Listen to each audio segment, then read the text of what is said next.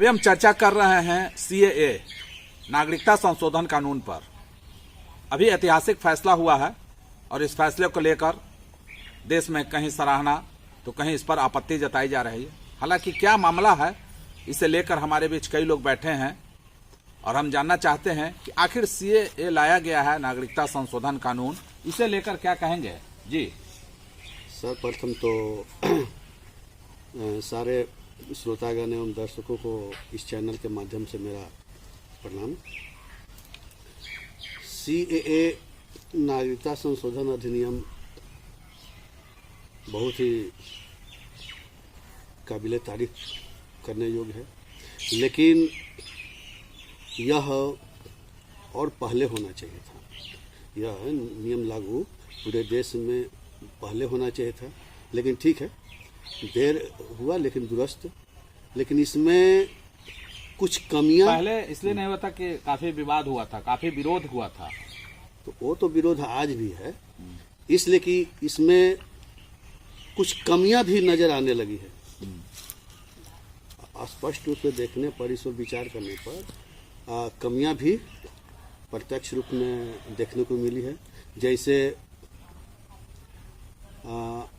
विभिन्न धर्मों के लोग को मैंने इन्हें शामिल किया है, लेकिन एक मुस्लिम और किन्नर को अलग रख दिया गया है, जो अच्छा बात नहीं है। वो इस अधिनियम से उनको क्यों हटाया गया, ये तो सोचने की बात है।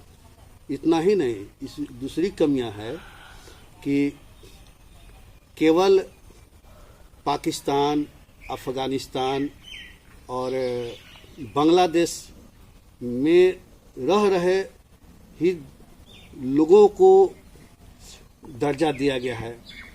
और मैं यह चैनल के माध्यम से पूछना चाहता हूं कि इन तीनों देश के अलावा विश्व के विभिन्न देशों में भी तो लोग रह रहे हैं, तो क्या उन देशों के लोग यहाँ पर जो लौट कर वहाँ से प्रताड़ित होने के बाद लौट कर आए हैं, क्या उन्हें नहीं मिलेगी? मैं इन सारे प्रश्नों का चैनल के माध्यम से सरकार से यह पूछना चाहता हूं कि इनको न्याय कब मिलेगी।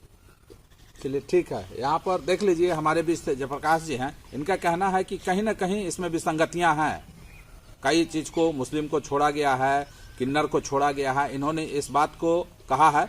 और हमारे बीच है मिराज आलम जी, इनसे हम पूछते हैं जी। बताए हैं अभी सीए पर अभी हमारे बीच थे शिक्षक हैं जयप्रकाश जी। इनका कहना है कि ऐसे ऐसी बात है, हालांकि उन्होंने उसमें सवाल को कहा है कि इसमें मुस्लिम को छोड़ा गया है, किन्नर को छोड़ा गया है। आप कैसे इसे क्या देखते हैं, सीए को कैसे देखते हैं? ऐतिहासिक कानून लाया गया जी। सबसे पहले तो मैं आपका बहुत बहुत धन्यवाद व्यक्त करता हूँ।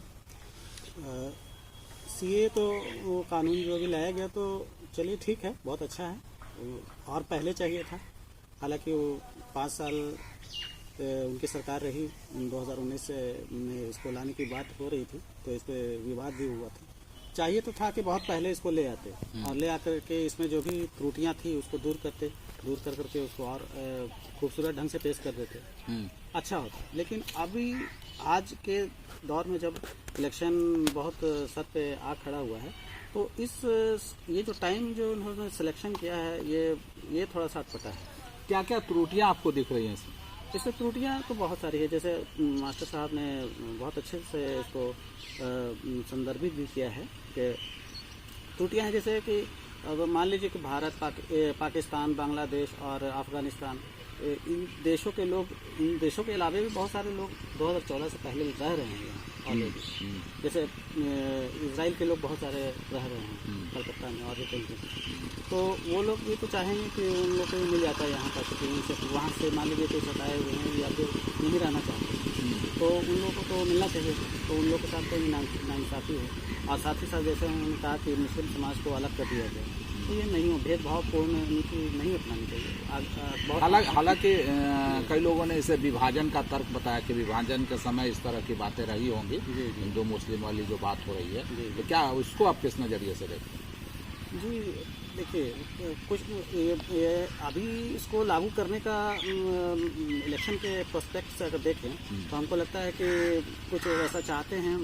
बीजेपी जो पार्टी है वो चाहती है कि कुछ भारत में कुछ पोलराइजेशन की कुछ स्थिति उत्पन्न हो, आपस में लोग, चूँकि मुस्लिम को शामिल नहीं किया गया इसमें, तो मुस्लिम प्रोटेस्ट करें और एक ध्रुवीकरण का माहौल पैदा हो।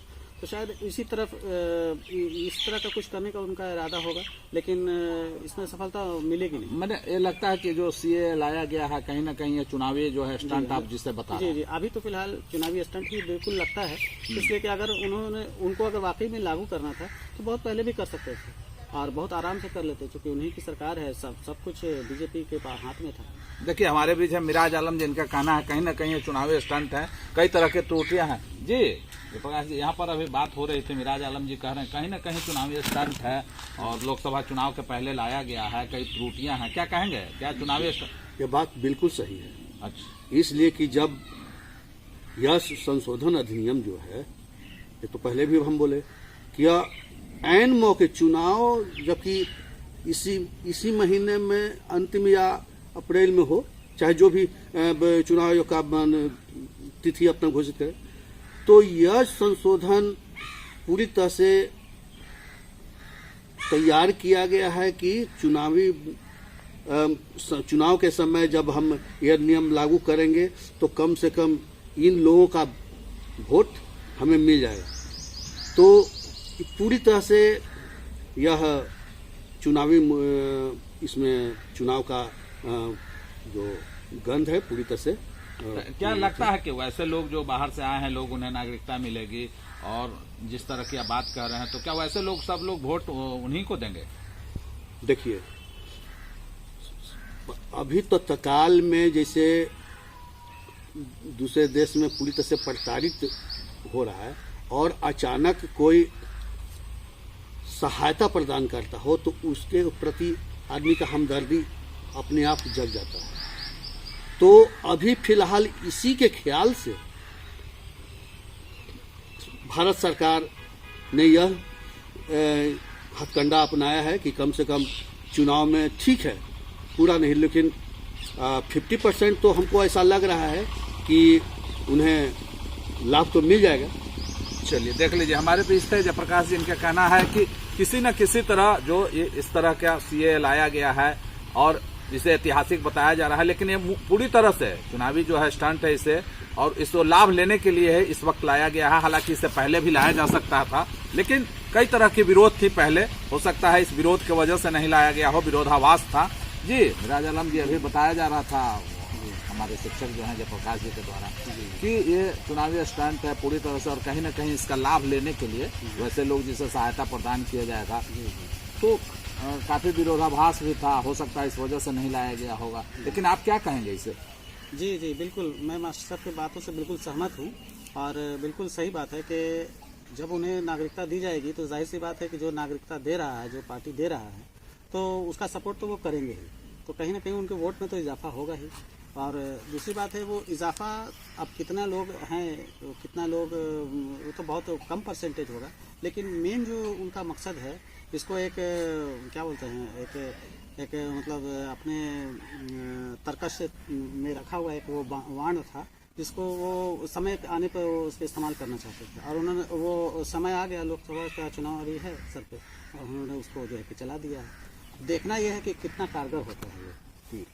तो मेन जो इस तीर का मकसद यही था कि यहाँ ध्रुवीकरण हो, लेकिन ध्रुवीकरण होने वाला नहीं है, क्योंकि भारत की जनता बहुत समझदार हो चुकी है। आज वो कमीशन है नहीं, पहले वाली कमीशन है नहीं, कहीं कोई इसका कोई प्रतिक्रिया भी नहीं हो रहा है। अभी बातें हो रही है, सब जगह चर्चाएं तो हो रही हैं, लेकिन प्रतिक्रिया के रूप में कहीं कुछ हो नहीं रहा है, क्योंकि प्रतिक्रिया होनी थी, कहाँ से होनी थी, क्योंकि मुसलमानों को शामिल नहीं किया गया इसमें, ठीक है, तो इस प्रतिक्रिया मुसलमानों की तरफ से होनी थी। तो मुसलमानों का अभी आपको मालूम होगा कि अभी रमजान का महीना भी चल रहा है, तो अभी कोई से प्रतिक्रिया होने वाली बात भी नहीं है। तो चलिए देख लीजिए, हमारे बीच थे मिराज आलम और शिक्षक हैं जयप्रकाश जी, इन लोगों ने चर्चा की सीए पर, और इन लोगों का एक ही चीज कहना था कि ये सियासी जो है घटनाक्रम चल रही है, और सबसे बड़ी चीज इन्होंने कहा कि जो तर्कस के तीर है वो निशाने पर लगेगी या नहीं लगेगी, यह तो वक्त ही बताएगा। पटना से नवीन कुमार।